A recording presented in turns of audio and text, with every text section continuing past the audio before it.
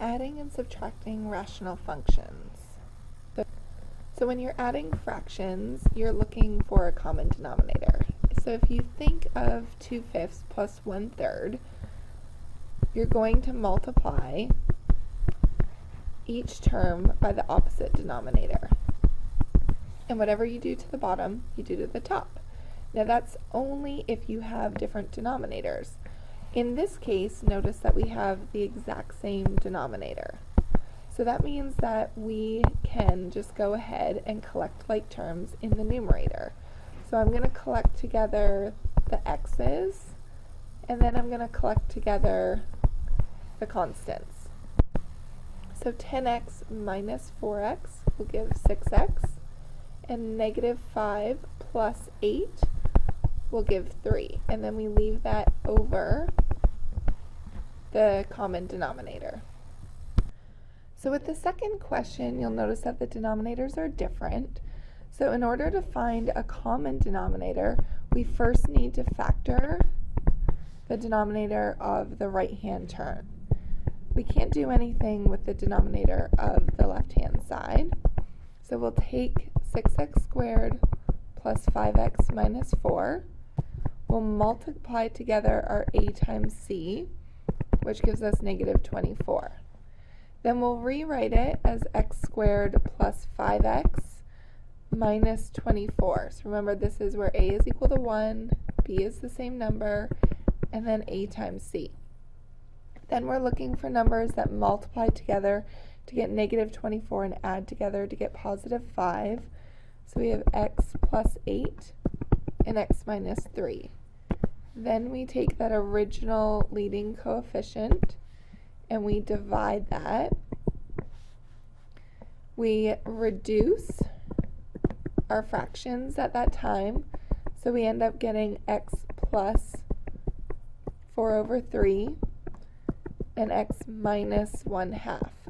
And after we reduce it, we bring that denominator up to be the leading coefficient. So we have 3x plus 4 and 2x minus 1. So I'm going to rewrite this equation as 3x plus 4, 2x minus 1. So notice we have something common in our denominators. And I'm just going to leave the numerator as 4x squared minus 11x minus 12.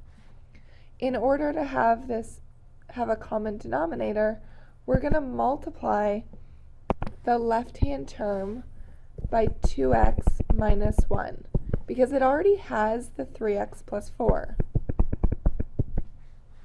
So I actually don't need to do anything with the left-hand side the right-hand side. On the left-hand side, I will distribute.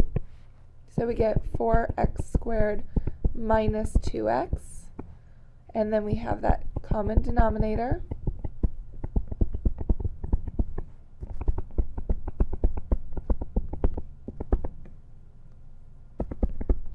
And then I'm simply going to collect like terms.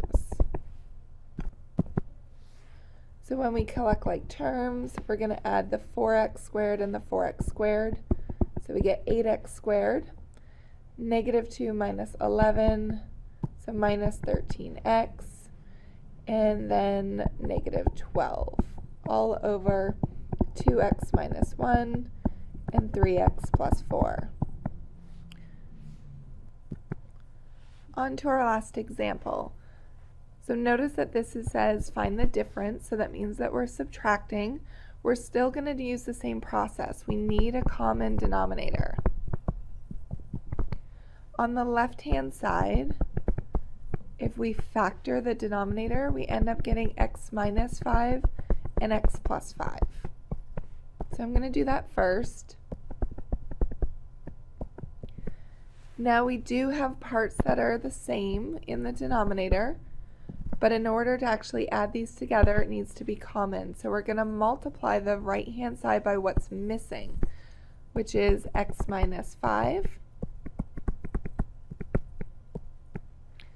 and then rewrite the question on the left, because that is unchanged.